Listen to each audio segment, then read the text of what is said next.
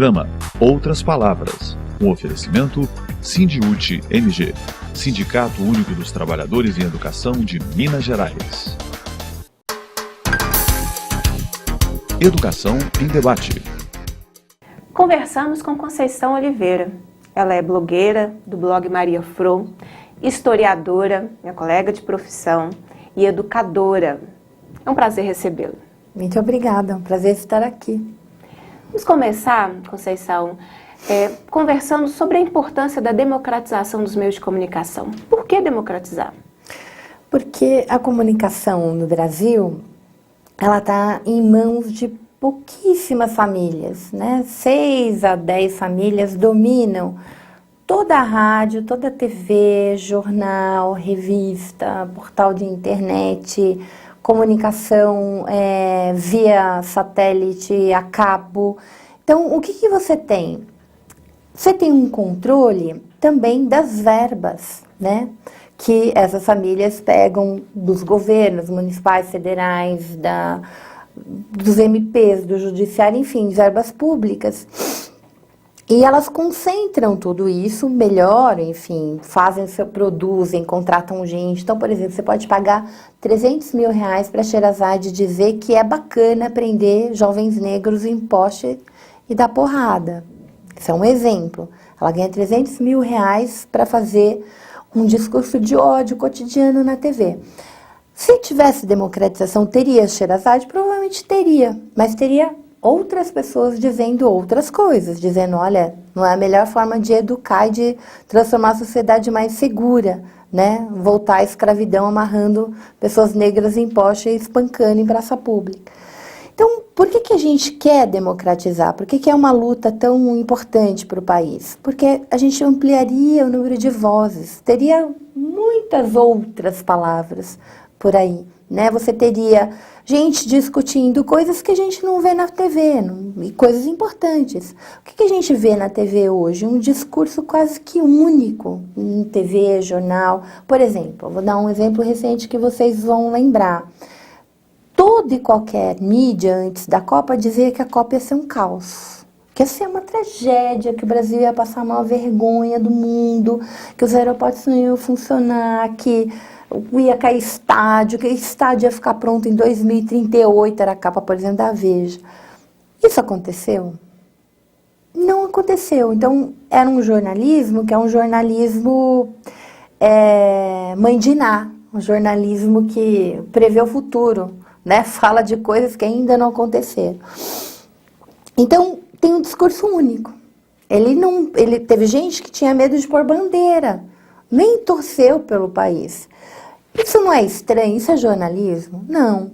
Isso é uma campanha, isso é uma forma da mídia colocar suas pautas. E para ela interessava falar mal da Copa. Por quê? Porque uma Copa bem realizada seria, para esse governo que a gente tem uma mídia que faz tanta oposição, seria algo triunfante, né? Já pensou fazer uma super Copa bacana? Então, assim, no meio da Copa o discurso já mudou. Então, não era mais responsabilidade da presidenta. A Copa deu certo porque o povo brasileiro foi bacana. Então, você vê que o discurso, ele sai, ele se materializa, ele vai para um lado, vai por... A verdade é refeita e refeita e refeita. Você fala, se a gente tivesse outros órgãos, tivesse mais rádio comunitária, tivesse mais TVs, enfim... A gente está falando só de concessão pública, hein? Quando a gente fala democratizar a mídia, a gente está falando só de radiodifusão, não estamos falando de mídia impressa, etc. Você teria mais voz, você teria gente que fala, bom, peraí, será que o estádio vai ou não vai ficar pronto? Vamos lá ver? Faz reportagem, trabalha com fato. O nosso jornalismo não está trabalhando com fato. Então, essa é uma luta importante, séria, e, a meu ver, né, e de muitos... ativistas, ela é fundamental para a democracia brasileira, porque como é que a gente pode ficar na mão de pouquíssimas famílias que diz para você o que você deve saber, como você deve saber, se você deve saber, e quando você deve saber, e como você deve saber. É perigoso demais. 6 pessoas decidirem o que é informação nesse país.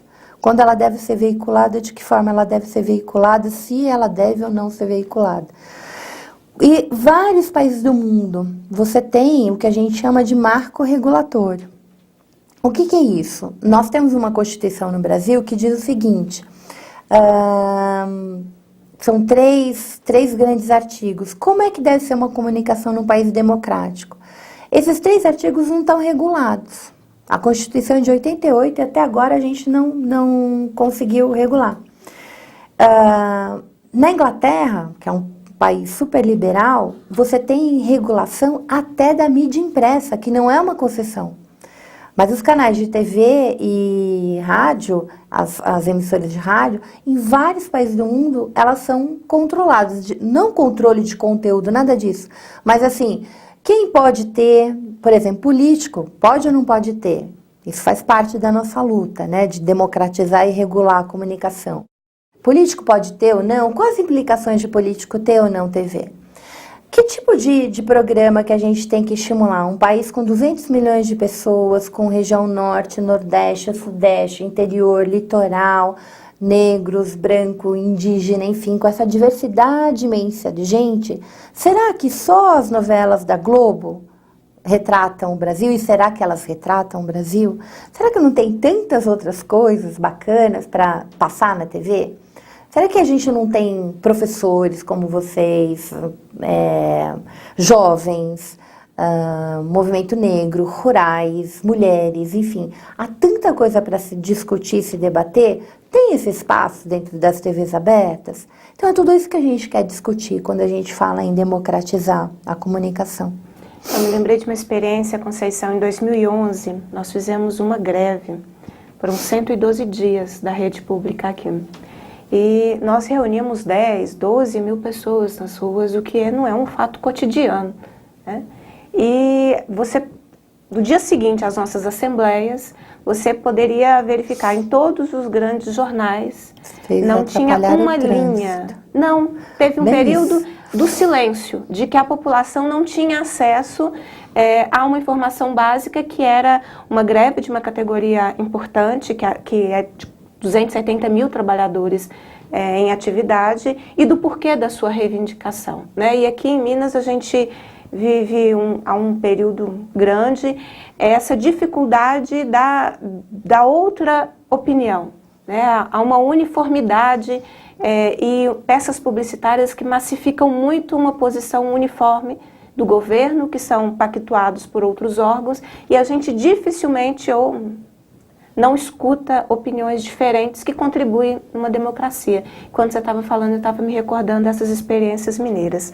Mas voltando ao marco regulatório, às vezes as pessoas acham que é um bicho-papão, né? Uma coisa do cerceamento da liberdade de expressão, de opinião. Como é a questão do marco regulatório em outros países? Se você puder dizer um pouco melhor para a gente. A Argentina acabou de aprovar a lei, né, o seu marco regulatório. Lá, 30%, 33% dos canais das concessões públicas são privadas, 33% são comunitárias e 33% são públicas. Então, a diversidade que se tem hoje, na possibilidade, então, dessa diversidade é imensa. A Argentina proibiu a propriedade cruzada. O que significa isso? É o monopólio, né? É a concentração de quem tem rádio, TV, jornal, etc. Então, essa propriedade cruzada, que também tem nos Estados Unidos, não pode. No Uruguai, agora acabou de aprovar no México, já tem na Inglaterra, tem em Portugal.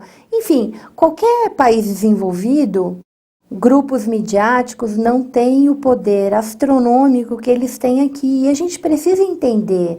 Tem gente que acha que assim, quer fazer controle político. Eu vou dar um exemplo.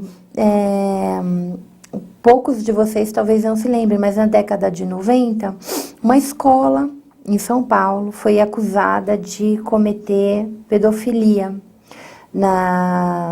Que as crianças... Se dizia que as crianças eram abusadas, né, dentro da escola, uma escola de educação infantil, chamava Escola Base, ficou conhecido como crime da Escola Base.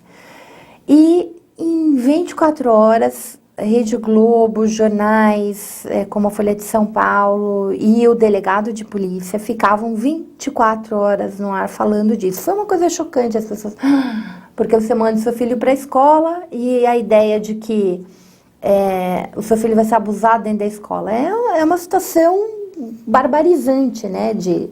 E aí começa a investigação, adivinha o que aconteceu? Não era verdade. Né? Teve exame de corpo de delito, teve uma longa averiguação e não era nada. O que aconteceu com as pessoas dessa escola base, o que aconteceu com a escola, com os professores, com os donos?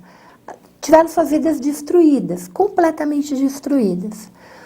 E eles não tiveram direito, nunca foram indenizados, nunca tiveram o mesmo espaço que tiveram de ataque à sua honra, à imagem, à sua instituição. Teve gente desse caso que já morreu e nunca conseguiu dizer com a mesma intensidade que foram atacados, né, ter direito de resposta, que era injusto aquilo. Então, o que aconteceu? A junção de uma investigação precipitada, de um delegado vaidoso que queria aparecer na mídia, com uma mídia voraz, tentando criar manchete, destruiu a vida de um monte de gente. Que não era político, que não tinha nenhum interesse de governo, nada. Então, quando a gente fala em democratizar a comunicação e pensa em marco regulatório, pensa nesse tipo de coisa, né?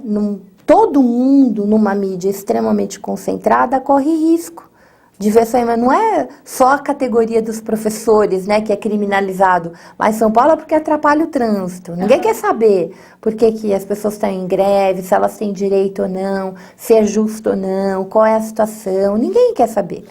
Né, mas está atrapalhando o trânsito. Uma cidade que tem pouca mobilidade urbana, né, as categorias, inclusive, têm que pensar que tipo de estratégia que eles podem fazer para não dar mais vazão ainda para uma mídia que já quer criminalizar os movimentos sociais. Enfim, as pessoas precisam entender que num país efetivamente democrático, a voz não pode ser concentrada, né? Ela tem que ser profundamente múltipla, né? Tem que ter muitas vozes aí. E, gente, nós temos muita coisa interessante nesse país, e aí quando você olha a TV aberta, muitas vezes ela é assustadora, parece que só acontece crime, né? Em determinados horários, assim, tem programas que são profundamente pobres, as pessoas não têm noção do que é uma boa TV. Há um tempo atrás, circulou na internet um documentário de uma, não me lembro se inglesa ou australiana, que ela mostrava os sustos que ela tinha quando ela via a TV brasileira. E aí, quando você vê por um olhar de um estrangeiro a TV brasileira, você se dá conta da barbárie que é. Ela mostrava sequências, assim, de exploração da mulher, de humilhação da mulher, da coisa da objetificação do corpo da mulher. Então, tudo quanto é programa de auditório, as mulheres seminuas, concurso de Miss Bunda e, sei lá, era uma coisa... Quando você olha e fala, nossa, que bizarro, que bizarro. Tinha programa de TV que nem eu conhecia, na hora do almoço, que você mostrava assim, pedaços de corpo, que era programa de crime, de homicídio e tal. Então, quando você olha aquilo, você fala, nossa, são 24 horas de programação aí, e o que tem aí de conteúdo, né? Vocês que são educadores, nós aqui que trabalhamos dentro da educação, o que tem de conteúdo formador? E a TV tem um papel importante nisso, pode ter um papel muito importante, se fizesse, né, um serviço de utilidade pública e cumprir a função social da informação, né? Que tem uma função social aí na informação. Conversa tá ótima. Então, faço o convite para que você continue conosco no próximo programa.